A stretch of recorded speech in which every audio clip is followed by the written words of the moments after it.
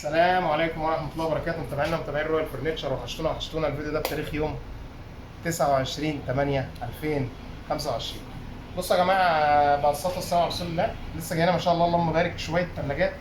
وبداية التلاجات في تلاجة فيها فرق عن بره 6000 جنيه.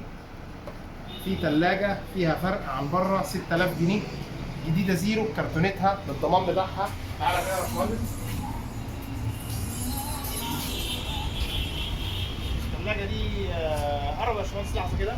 الثلاجة دي يونينير 420 لتر تقريبا، هي 18 قدم، نو فروست، بخار، تاتش ديجيتال. ودي مطلوب فيها سعر انها 14000 جنيه.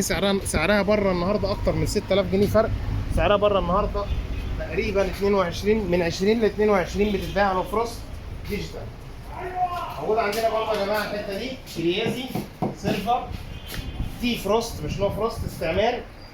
مطلوب فيها سعر نهائي 8.5 اخر الكلام. موجود عندنا الحته دي ال جي، شحن بلادها. تسلم يا عم كده.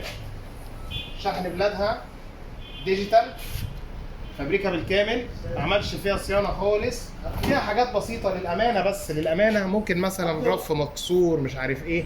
انا يفرقش معايا كل الكلام ده قد ما يفرق معايا حاله الموتور بتاع الجهاز، ده اللي بيفرق معايا. ودي تاتش ديجيتال ما اتعملش فيها صيانه خالص. اخر سعرها خالص 14.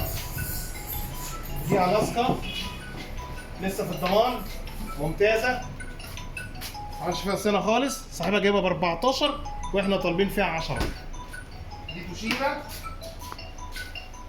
دي توشيبا العربي 14 قدم نو فروست بخار.